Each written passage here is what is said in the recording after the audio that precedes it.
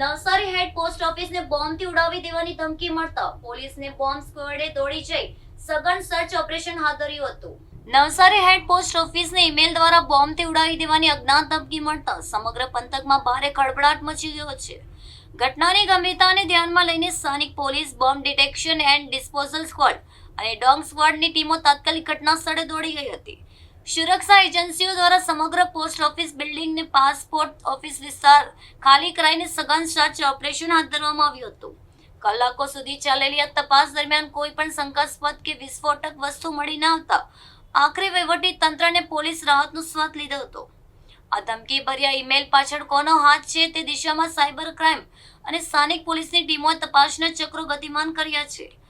અંતે ઉલ્લેખનીય એ છે કે છેલ્લા 3 મહિનાના ટૂંકા ગાળામાં નવસારી પોસ્ટ ઓફિસને બોમ્બથી ઉડાવી દેવાની આ બીજી વખત ધમકી મળતા સુરક્ષા સામે અનેક સવાલો ઉઠાયા છે. તંત્ર દ્વારા હાલ સમગ્ર વિસ્તારમાં સુરક્ષા વ્યવસ્થા ચુસ્ત કરી દેવામાં આવી છે અને અફવાઓથી દૂર રહેવા નાગરિકોને અપીલ કરવામાં આવી છે. આ નકલી ધમકીના કારણે કલાકો સુધી પોસ્ટ ઓફિસની કામગીરી ઠપ થઈ જતા અરજદારોને સ્થાનિક લોકોમાં ભારે ભયનો માહોલ જોવા મળ્યો હતો. જી, મારું નામ ઇમરાન ખાન પઠાણ છે અને હું અહીંયા નવસારી હેડ પોસ્ટ ઓફિસમાં ડેપ્યુટી પોસ્ટ માસ્ટર તરીકે ફરજ બજાવું છું.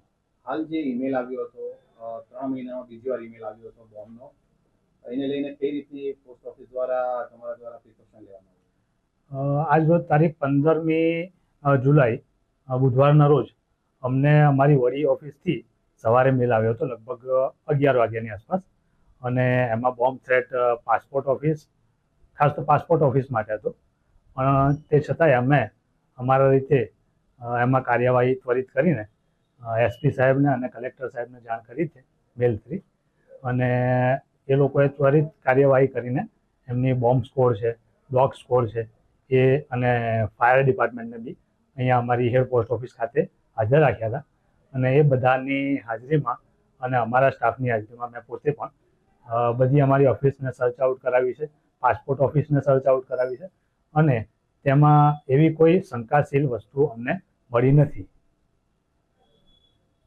કઈ રીતના જે પોસ્ટ ઓફિસ રાબેતા મુજબ ચાલુ થઈ ગયો ક્યારે કરવામાં આવશે? જી, એટલે અમને આજે કાર્યવાહી કરવા માટે લગભગ 1:30 વાગ્યા સુધીનો ટાઈમ લાગ્યો હતો અને હવે અમને પોલીસ તરફથી ક્લિયરન્સ સર્ટિફિકેટ જેવું મળી ગયું છે કે હવે કોઈ વાંધા જેવું નથી.